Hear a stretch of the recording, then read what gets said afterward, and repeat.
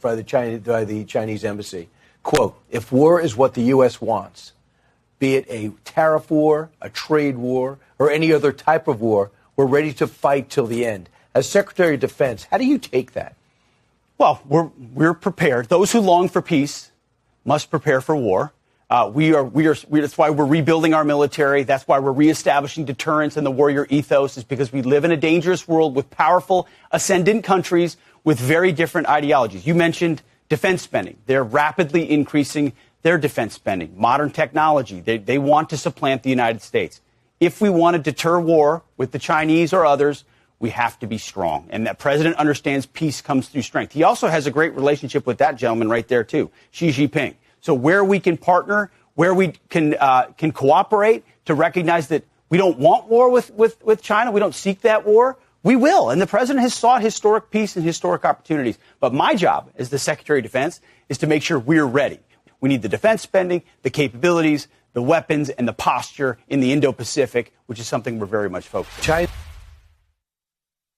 And what Pete Hex has done is add the warrior ethos.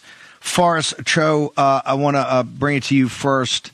It's pretty extraordinary, at least to me. You're the head of the new federal state since Miles has been detained. You've been doing a great job as our leader. But is it pretty unusual for the Chinese ambassador to be that aggressive? Hey, guys, if you want a trade war, we'll do it. You want any kind of war, we'll do it. We're ready to fight to the end. Your thoughts on that first? Yes, that's very common, what they call that wolf warrior, right? That's Chinese Communist Party. But first of all, I would like to say it is very essential to differentiate CCP, the Chinese Communist Party, and the people, because the Chinese Communist Party is a totalitarian regime which enslaved the Chinese people for over 70 years. The Chinese people, Lao Baixing, are peace-loving and hardworking people. They don't want war. They don't want trade war. They don't want war. So I think it's the CCP, they want war. When they say that statement, we will fight to the end, they are talking about sacrifice of the Lao Baixings, just like what we see in Ukraine. You know, the dictatorship used the war as their tool to keep them in power and keep their global influence globally. So that's the CCP talk, no doubt about it.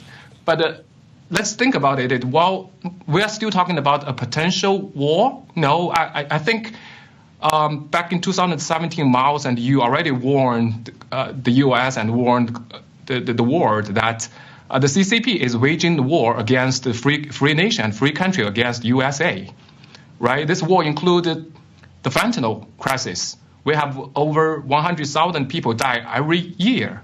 That's a war, no doubt about it. What about the COVID-19?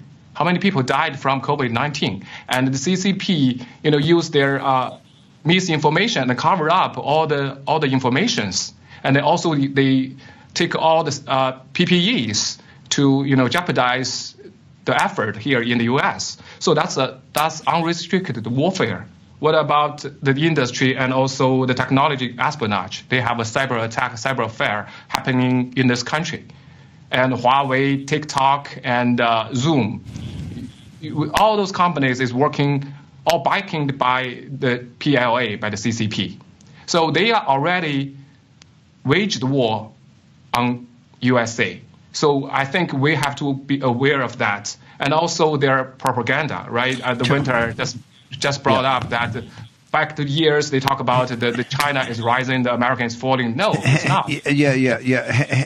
Hang on a second.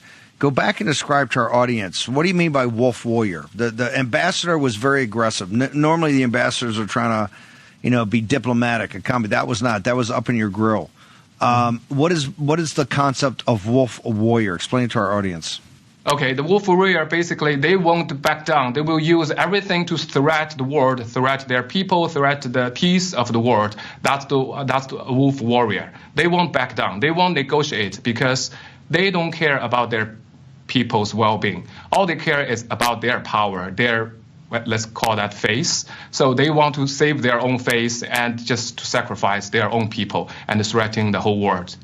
That's what defined as a wolf warrior.